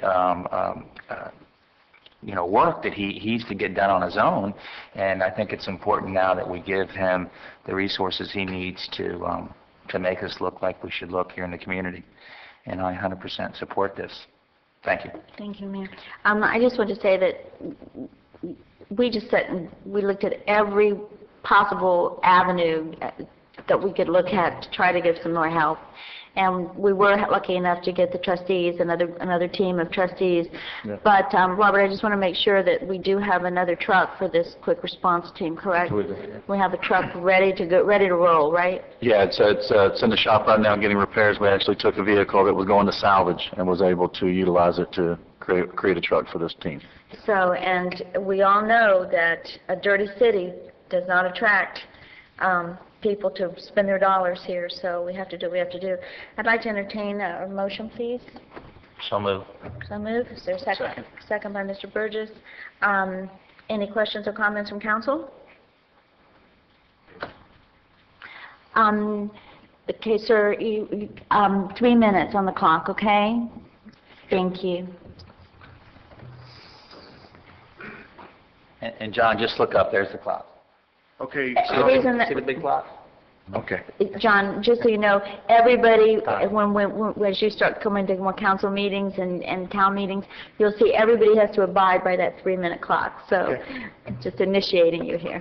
Okay. Thanks. Sorry, I didn't remind you. I just forgot myself. Okay. All right. John, 1302 Southeast 7th Street. That is a major concern of mine also. I've been going to, I need to, once I identify homestead boundaries, then I can, maybe that's what I need to do. However, I'm willing to volunteer my services and members within the community so we can help clean the streets. I do believe there are funds available for small businesses, minority businesses, to help the city with situations like this.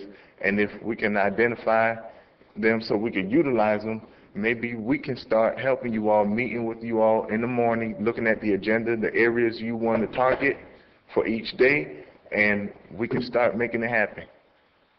Thank you so much, John, and thank you for just jumping in there and all your excitement, and I think that's you're certainly setting a beautiful example for a new year of somebody who really wants to help their community. Thank you so much. Vice Mayor. Yes. I'd like to invite John. We have an opening on the Community Image Board. If you've got time, we'd love to have you join us. You go through that process by giving the clerk a type of resume. It's just a formality. So if you'd like to join the Community Image Board and bring your thoughts to us, we'd love to have you. We meet the first Tuesday of every other month. We just had a meeting last week, so we'll be March will be our next meeting. March, we meet here at 8:30 a.m. and go to 9:30 a.m. Yes. Just make sure you check with our city clerk. The clerk. Yes. And thank you, Mr. Burgess, for that generous. Yes, ma'am. Thank you. Okay. Any other comments or questions? I'll call for a vote. All in favor, please say aye. Any opposed? Motion carries. Thank you, Mayor. Oh, you're welcome. Moving back down to the last item on the page here, utilities, utility committee. This is a piggyback on Miami-Dade County bid for purchasing of diesel fuel. I'll make that motion, Mayor. Okay. Second it. Motion made by Vice Mayor, seconded by Mr. Burgess. Discussion? This is, you want to... Mr. Mayor, this is very pretty simple. straightforward. Yeah. This would give the utilities department the ability to, piggyback off of this contract and be able to monitor pricing, buy when it's low, so that we can maximize our bang for the buck. Okay. We got a motion and a second. Any other discussion? All in favor? Aye. Before I close, let's any other questions? You want to start to the far right, Ms. Lobos? Would you like to? None at this time, Mayor. Thank you. Mr. Shelley? Yeah, I'd like to ask one question, general question of the city attorney, and then I've got a follow-up question. What is the status right now on the investigation for Mike Shahada? Okay, as you know, we've hired a private investigator to help us. We did that in order to try to do this to reduce cost. He's met now with I believe he's met with each council person to find out concerns that each of you might have had.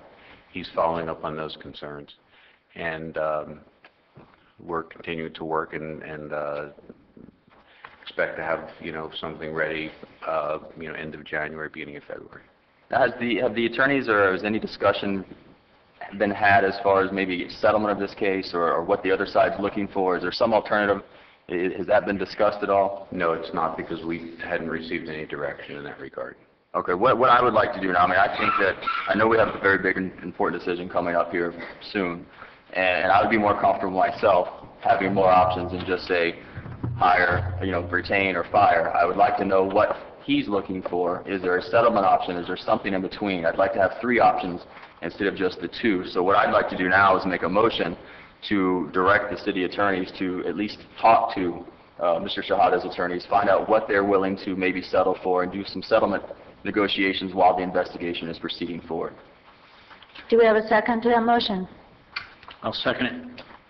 Any questions or comments from council? No? May I go ahead with the vote? I will call for the vote now. All in favor? Aye. Any opposed? Nay. All right. Since Mr. Bateman left me, I guess I missed my turn. I'll turn to Mr. Maldonado. No comment on at this time. Okay, Thank you. Mr. Burgess. Nothing at this time. Well, unfortunately, I do have a couple of things that I have to bring forward. It's with deep sadness and a heavy heart that we will be saying goodbye to our city clerk. She has resigned. She's had a wonderful opportunity to join a family business in Arizona, and even though I did my best to talk her out, she feels that this is an opportunity that she needs to do. And so she's not sitting there because there was just an earthquake in Haiti, correct? And I'm not sure if any of her family members are involved, but so our hearts are heavy, making, just hoping that everybody is safe and her family. But we are going to be losing our city clerk. And we are also in need of an internal auditor. We do have an outsource for an auditor that we've been using for some time. I finally got a copy of the agreement. It's just a letter of agreement. There's really no contract. It's only used on an outside source. I don't even know what this particular company was instructed to do. I mean, I don't know what audits they've done or if they've received anything. I know, Mr. Wise, you've been waiting for something for some time. The only thing that I'm aware that they were asked to do was to complete the HSQ review that was started out by Mr. Reverall, and he called me probably 2-3 weeks ago. When gentleman from the firm, Nestor Caballero, told me that he was basically completed, but actually what he wanted to do was review the CRA audit, the draft audit that I had gotten from the county. And I know that charter says that internal auditor works for council, mayor and council. So I don't know who instructed him to do that particular audit, but I do know that we've expended about $30,000, have we not, for it? To my knowledge, when Mr. Reverall resigned, the mayor or manager directed Mr. Caballero to complete that audit. So that's what he's doing. So anyway, I would like to make a motion tonight to have HR go out on a public search for a city clerk and also for an internal auditor. However, I do want to preface to say that we do encourage our own Sherry to apply for that position as well. But in order to keep everything above board and to know what kind of talent we have out there and making themselves available, then we need to do that. So I'll make the motion. Well, do we have to split this motion or anything, because there's two? You could do them, if it's non-controversial, you can do them together. You could also, if you want to discuss them separately, you can do them separately. I'll move it. No second it? Okay, oh yes, you have to move it, I'm sorry, because I'm chair. Okay, do we have a second? Hold on a second, because I would like to split it up just so we can have a discussion on the auditor. Split it. To do that. Let's split it up then. Mayor, Mr. Burgess, do you mind amending your motion to first include the city clerk? No, that's fine. Okay. I know Do we have a second on that? I'm sorry, what was the motion that he's amending to? Well, why don't I do this, Vice Mayor? Why don't we move on putting it out, the job of clerk out for bid, and then we'll go back and readdress the auditor. Right. So I'll move that we put the clerk's position out for bid or for advertisement. Just advertisement. Yeah, that's the word I was looking for. Thank you. Advertisement as required by law. I'll second that. Okay, thank you. Any comments, questions from council? No? Take a vote, please. All in favor? Aye. Any opposed? Okay, now comes to the point of the internal auditor. Charter does say that we do need we're mandated, we have to have an internal auditor. So, do we have a motion for that? I'll make a motion that we put out the advertisements to try to hire an internal auditor for the city of Homestead. Do I have a second on that? Second. Thank you. Any comments or questions? Just for the record, I just wanted to split that up. Okay, that's fine. We didn't feel comfortable putting them at the same time. I'm not opposed to hiring a city auditor at all. We'd welcome that, and as our charter mandates it, so I just, for the record, just wanted to split it up. Thank you. Mr. Maldonado, any other comments or questions? We'll take a vote, please. All in favor, please say aye. Aye. Any opposed?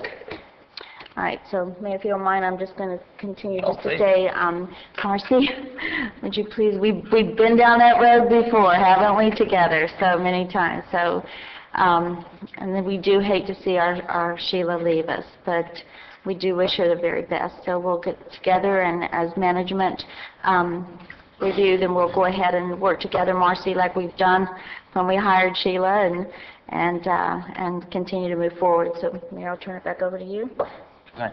Very good, thank you. Everybody's had a chance to speak, Everybody's spoke, so it's up to okay. you now. Listen, I'm gonna call this thing to a close. Everybody wants to go home. Motion to adjourn. I move to adjourn. Second. Yeah, oh, we got a question? Oh, okay. Let's Okay. start the clock when he gets to the... Jimmy. Come on, John.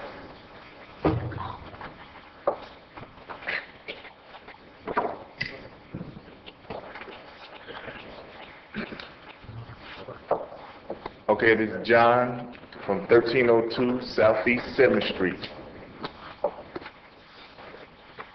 I have 5 children. 4 of them go to Dade County Public Schools. Okay? I'm doing better in focusing on the needs of the schools and our children, and I'm want to have a proactive role. So, after inquiring over the last 3 days, my question is this. Can I have an exact link? Can I have an exact link to information that's forwarded to the parents? Because I have been relying on my children to bring it to me. However, my mindset is going green, and I understand the concept. So, when I'm conducting business, when I'm handling business, I check everything via email. However, if I can identify if there is a website, a link that has all school officials, breaks it down from schools, from the principal to every staff member, and their position, and what the school is requiring of the parents, then I can filter it out to the other parents. That way we won't be a laughingstock of the community. Outstanding. Okay? Outstanding. So if I can identify that link, that website, we will do better as parents. Right now they're asking us to help tutor the children. However, there's no detailed information. And also, I would like to see a place declared during normal business hours for parents to come together, identify similar concerns and desires for our children, so that way we're not considered soliciting or gathering within the school. We are respectable members in the community. We are the parents of our children, and we need access. However, so if we could keep it clean, we need space to clear for us, so we can handle business and everything will run a little bit smoother. I'm sure we can get you access to that email. Sherry would help you just out of the kindness of her heart. But unfortunately, we don't govern or oversee Dade County School Board. But she can get you that website. We need to make that a bill, because that's what we need, and parents are screaming for it, and we are being alienated as though we're doing something wrong. So we need to make that, and we need to start voting for it. You know, Mr. Maldonado is the head of the Education Committee, and that may be something that you may want to sit with him, and that could become a priority. There is an after-school program that's opened up. We need it during school, because we take the time sometimes That's to actually come and inquire and make things happen and participate. Thank you, John. I appreciate it. I would get with Mr. Maldonado after the meeting, maybe. I would. Thank you, sir. Okay. Motion, and we have a second, right? Okay. All in favor? Aye. Aye. Aye. Thank you very much. Aye, aye, aye.